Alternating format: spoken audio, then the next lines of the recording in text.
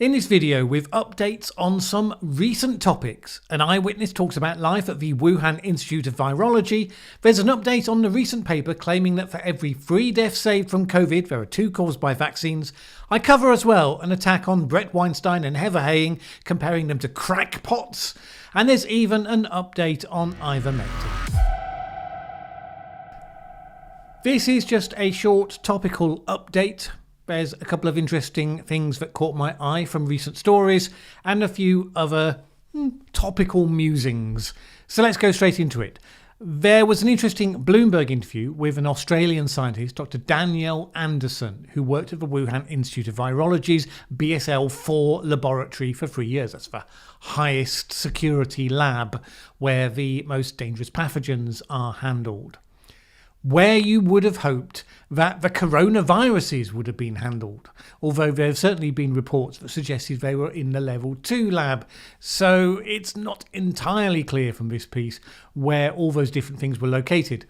Anderson said that a lot of the public discussion about what happened at the lab included half-truths and distortions, and the lab's functions and routines were more routine than they've been portrayed. It's not that it was boring, but it was a regular lab that worked in the same way as any other high containment lab. What people are saying is just not how it is. Anderson began collaborating with Wuhan researchers in 2016 when she was scientific director of the biosafety lab at Singapore's Duke NUS Medical School. Her research, which focuses on why lethal viruses like Ebola and Nipah cause no disease in the bats in which they perpetually circulate, complemented studies underway at the Chinese Institute, which offered funding to encourage international collaboration. She talked in the interview about the extensive measures around the maximum biocontainment lab where she worked. Anderson was working at the lab at the time when SARS-CoV-2 was just beginning to spread. She said that no one she knew there was ill towards the end of 2019, and that there was a procedure for reporting symptoms that corresponded with the pathogens handled in high-risk containment labs. And after she'd finished there, a number of her former colleagues came to Singapore at the end of December and said that there were no indications from them then. There was no chatter, Anderson said. Scientists are gossipy and excited. There was nothing strange from my point of view going on at that point that would make you think that something is going on here. That doesn't mean that she necessarily discounts entirely the possibility of a lab leak. If presented with evidence that such an accident spawned COVID-19, Anderson could foresee how things would maybe happen, she said. I'm not naive enough to say I absolutely write this off. The Wuhan Institute of Virology is large enough that Anderson said she didn't know what everyone was working on at the end of 2019. She is aware of published research from the lab that involved testing viral components for their propensity to infect human cells. Anderson is convinced no virus was made intentionally to infect people and deliberately released, one of the more disturbing theories to have emerged about the pandemic's origins. Anderson did concede that it would be theoretically possible for a scientist in the lab to be working on a gain-of-function technique to unknowingly infect themselves and then unintentionally infect others in the community. But there's no evidence that occurred, and Anderson rated its likelihood as exceedingly slim. So, a couple of reflections on this. I've never given much time to the idea that a virus was made to intentionally infect people and then deliberately released. It never made sense just in terms of its own logic. Doesn't fit any profile for how the Chinese government works. So it's not a surprise that she counts that out. Her account also makes it less likely that there was military bioweapons research being undertaken in the level 4 lab. Because, if there had been, foreign researchers wouldn't have gotten anywhere near the place. It's worth just recognising that at a significant distance from the place, a lot of people's imaginations begin to fill in all sorts of details. But it shouldn't surprise us that mostly it's just another lab staffed by people who believe in the work they're doing, who meet for lunch and chat and gossip in the way that people do everywhere. Normalising and humanising the situation is a healthy thing to do. That said, she doesn't know what was being done everywhere. She specifically doesn't know much about the gain-of-function work, and we do know that work was being carried out because of a grant in 2018 specifically stated for that purpose. So while this is a good counter to a lot of the speculation and a voice to just, nudge the balance of probabilities a little back, it doesn't solve the basic questions. Apparently, Dr. Anderson was targeted by US extremists in the early 2020 when she exposed one of the earliest false claims circulating online to the degree where she filed a police report. I think humanising these situations and not normalising that sort of despicable behaviour is a good thing as well. I mean, I retain all sorts of open questions about how the pandemic started, and some of those hard questions go to individuals concerned for sure. But even when it comes to the individuals that have had the most agency on their own behalf, such as people like Peter Daszak, who was featured in all the previous videos on this topic, demonising people in the absence of concrete evidence and actually harassing them in whatever way, online or off, it's an unfortunate feature of how this is all playing out. Let's be clear, if you harass people, you're making yourself wrong. Full stop. By the way, another piece had Derek Rossi, the founder of Moderna, who I mentioned in the most recent video, saying that he believes the virus came from a lab leak. So again, credible people with good knowledge of the practicalities on the ground continue to find this a credible and even a likely possibility. And mention of that video, the one about the mRNA vaccines, brings us to the next update. Yes, indeed, an update on a video that was launched just 2 days ago. Such a fast-moving world that we live in. If you watched that video, you'll recall that I mentioned that Robert Malone had amplified a peer-reviewed paper that purported to show that for every 3 deaths prevented from COVID-19, 2 were caused by the vaccines. And I observed that even though this was supposedly a peer-reviewed paper, there were reasons to be rather careful about it.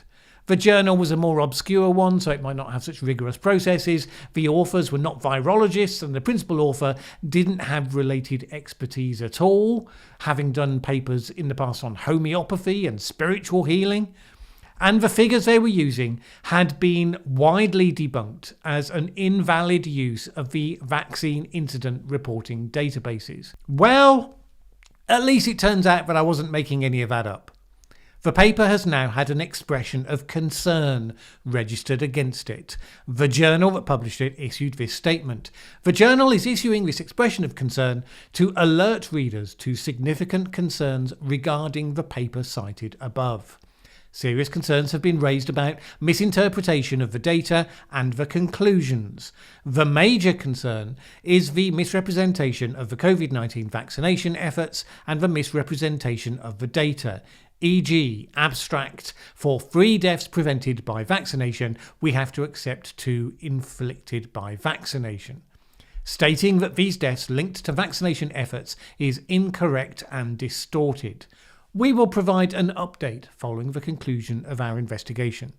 Not only that, but at least 2 members of the journal's editorial board have resigned in protest at the article's publication, such as Florian Kramer, Professor of Microbiology, who replied to a tweet asking in robust terms how the paper had gotten published, saying this: "I was made aware of the paper yesterday, read it, sent an email to the editorial staff with exactly your question, and then resigned from my role at the journal." Professor Katie Ewer also said this: "I have resigned from the editorial board of Vaccines MDPI following the publication of this article. It is grossly negligent, and I can't believe it passed peer review. I hope it will be retracted."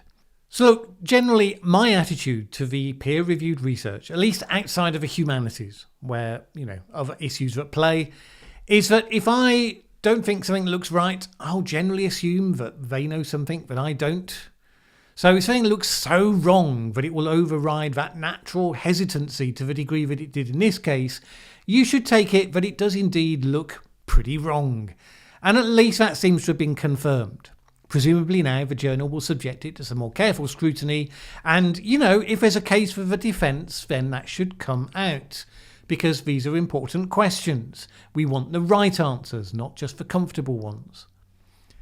Now, here's a thing I wanted to talk about quickly. This piece appeared attacking Bret Weinstein and Heather Haying, saying this: "You're probably not Galileo. Scientific advice rarely comes from lone contrarian outsiders." Now, the principle of the title is, fair enough. True, demonstrably true. There are plenty of people who will make big claims like, the whole of climate science is wrong, for instance. I'm the only one to see it, while all of these thousands of scientists, they're just caught up in groupthink or whatever it is. But I was interested to see this applied to Bret and Heather. I listen regularly to their podcast. They think about the issues seriously. They're well informed. They make lots of good points. I think they've been tempted by the momentum of the discussion into more of a position of advocacy for certain things than I would have been inclined to take myself. Not in itself a crime. And even if they turned out to be wrong about those things, they got there by a rational process, and it was a discussion worth having. But there is a danger, at least if Twitter's anything to go by, that we only have two modes in the modern world. Correct, and by sheer coincidence, therefore in agreement with me, and crackpot, not just wrong and in not agreement with me, but mad. So this piece was a response to one by Heather Haying titled, What If We're Wrong? And she started off with this. What if the Earth isn't the centre of everything? What if the ancestors of humans once looked like monkeys or were single-celled organisms? What if the continents move? These questions were once beyond the pale. They were not to be discussed in polite society, were outside the frame of the Overton window. None of that made them untrue, however, or unimportant. She goes on to talk about the tension between orthodoxy and heterodoxy, and the context for it all, of course, is not just that there are live debates right now, but that as far as many people are concerned, you're not even allowed to have the debates. Any questioning of the orthodoxy is held to be dangerous and should be censored or shut down. And this, of course, is the antithesis of the scientific process. That's her point. And is a point that she makes extremely well. She frames the questions that have been the focus of all that. What if SARS-CoV-2 leaked from a lab? What if there are long-term effects of mRNA vaccines? What if ivermectin is a safe and effective prophylaxis against and treatment for COVID-19? And she finishes with this. Science functions best when all hypotheses are on the table. Some will be easily dismissed. Others will prove recalcitrant to falsification, even if we eventually come to understand that they're not true. But what science needs above all else is the freedom to discuss the possibilities. Now that seems a pretty straightforward, sober, mainstream plea for the scientific method and against the modern propensity to shut down discussions as being beyond the pale. I read her piece, I wholly agreed with it. But the response is similarly clear in its perspective. First, it dismisses all those questions, going beyond her article to refer to their championing of certain positions on each of them. The authors say this. These views contrast strongly with those of the scientific and medical authorities. Experts rate the likelihood of a laboratory origin as low, though impossible to rule out at present. Current data strongly suggests the vaccines are extremely safe, while ivermectin is an unproven treatment for COVID-19 with only low-quality evidence currently available as to efficacy. Even the pharmaceutical company Merck, which owns the most popular brand of ivermectin in the US, has released a statement on its website to explain there is no meaningful evidence for clinical activity or clinical efficacy in patients with COVID-19 disease, and a concerning lack of safety data in the majority of studies. But it all rather proves Heather Haying's point to my eyes. So first, experts rate the likelihood of a laboratory origin as low, though impossible to rule out at present. And that links to Christian Anderson's paper on the proximal origins of COVID. But even that sentence admits that there's a live debate. Impossible to rule out at present. So, okay, one can disagree with Bret Weinstein's personal rating of the likelihoods of a lab leak, where he gives it a probability figure of 90 to 95%. Such figures are speculation. The point is, it's a live discussion. Then this, current data strongly suggests the vaccines are extremely safe. Yes, indeed, as I covered in my previous video. But again, current data, there are arguments for reasons why there may be issues, which I also covered. There may or may not turn out to have been serious outcomes, but at least one serious peer-reviewed paper has shown that elements of the concern, the spread of spike protein in the blood to different parts of the body, are observed for reasons that we don't yet fully understand. So while the risks still seem to be tiny, there is a live debate about a point of serious concern. And then, while ivermectin is an unproven treatment for COVID-19 with only low-quality evidence currently available as to its efficacy. Yes, indeed, currently available evidence. More on the way, with the drug having been added to a major blind study at Oxford University. So maybe one can criticise people jumping to a position of advocacy too early, but it's still clearly a live issue, well worth a discussion. And they then make reference to Merck and its statement about ivermectin, which is a ridiculous source of proof to put forward. Merck may have owned ivermectin, but it is off patent, and it's developing a novel drug for COVID treatment that will be much more profitable. You don't need a PhD in virology, nor do you need a tin-foil hat to observe that they have a very powerful financial incentive to downplay their old drug.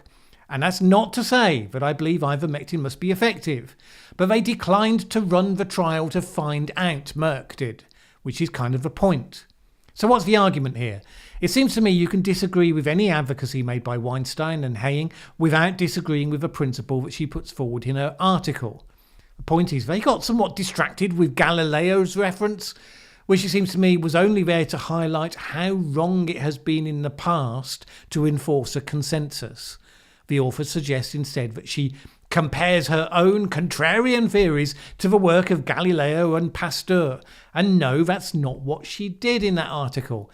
Because those issues are not at the same scale. Could the virus have come from a lab leak? Yes, it could. That's just not a matter of scientific theory. It's just an assessment of probabilities. Doesn't overturn the scientific orthodoxy to say so. And we saw a consensus cram down on the suggestion only to reverse course once Donald Trump was no longer president, which is kind of the point she's making. Might this drug be effective? There are mixed signals at the moment and no full-scale trials have yet been carried out. Well, of course it might. Again, it's not a Galileo scale challenge to the science, just to ask the question. But for the authors of this article, they're all lumped in with what they describe as amateur contrarian positions. And of course those people do exist, well spread throughout Twitter. Doesn't seem to be what we're talking about here. Odds are good that you, like the authors of this article, are not a specialist in virology with a deep understanding of vaccines, viral drug treatments and laboratory safety protocols.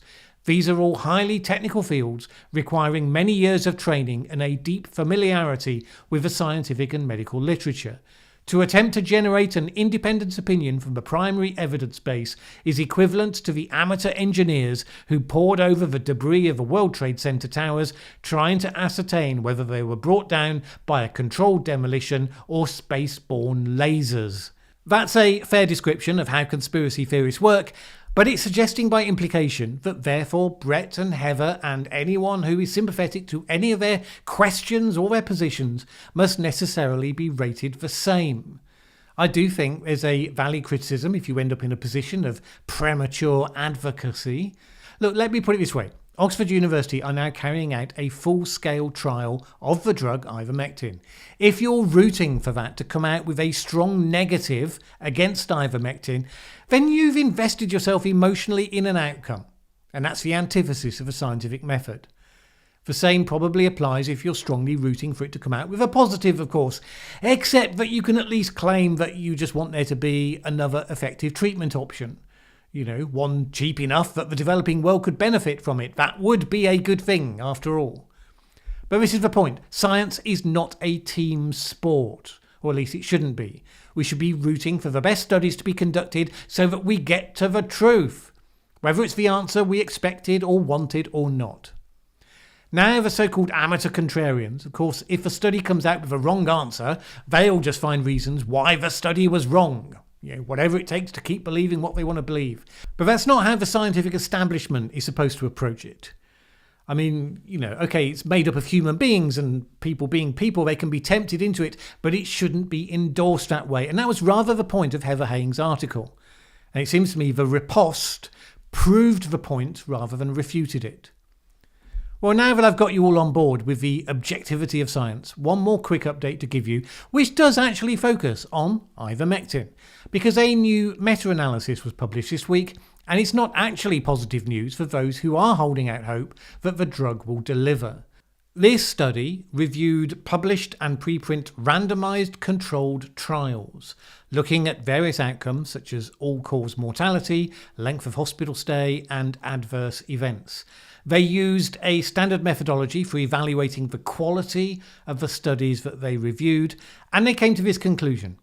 In comparison to SOC, standard of care, or placebo, Ivermectin did not reduce all-cause mortality, length of stay, or viral clearance in randomized controlled trials in COVID-19 patients with mostly mild disease. Ivermectin did not have an effect on adverse events or severe adverse events. Ivermectin is not a viable option to treat COVID-19 patients. Now, I take this as an influential piece of evidence. You may find it confusing if you're used to seeing people talking about how a meta-analysis has shown, well, the exact opposite to what we've just heard. But this was one reason why I didn't draw on that meta-analysis in my own video on ivermectin, because it was carried out by someone strongly associated with an advocacy position, and it wasn't peer-reviewed or published in a professional journal. Now, I didn't mention it and then rubbish it. I just discounted it as reliable evidence unless and until it gained a degree of external scrutiny. I think that's what you should do, whether you support a position or not. If you want your position to have a robust evidence basis, that's what you should do. I said that in that video, I said that proper large-scale trials were probably the only way to fully resolve this, and that does seem to be on hand with the Oxford University study. So, at least as far as the question of whether ivermectin works as a treatment, the question of whether it works as a prophylactic, something that prevents you getting the disease in the first place, that probably remains a more interesting question and still an open one. So this meta-analysis, accepted by a mainstream journal, is more persuasive than the Tess Lawrie one as things currently stand. It'll be interesting to see if Bret and Heather discuss it in the next podcast. I hope that they do, because I think that they are committed to looking at all of the evidence. But I still think the final conclusion to this question will come when we get the results of the Oxford University study. And I hope there's more going on into the question of whether ivermectin works as a prophylactic, because that would be the real game changer if it was, particularly for developing countries, who, let's face it, are not going to see large quantities of vaccine this side of 2023. Alright, finally, one more piece that I noticed of interest on the entertainingly named Quackometer website. It's from last year, but it's the first time I'd seen it, and it seems a rather live issue. It's headed The Capture of Nature, talking about evidence of ideological capture of one of the most prestigious scientific journals, Nature. And it refers to several articles on sex differences where puzzling inserts appear. So, for instance, this article on the gender gap in cystic fibrosis, talking about important evidence that women seem to have poorer outcomes in spite of recent advances in therapies. Where you find this paragraph: a comprehensive analysis in 1997 of more than 21,000 people with cystic fibrosis in the United States showed a median life expectancy of 25.3 years for women and 28.4 for men. The bacteria associated with lung decline and early death were also found to be present in women earlier than in men. Important and straightforward. But then tacked onto that paragraph is this comment: Nature recognises that sex and gender are not the same, and neither is fixed nor binary. What? I mean, what? The same came on this article, reviewing the literature on the coronavirus, on a section looking at how sex differences in COVID-19 immune response might drive men's high risk.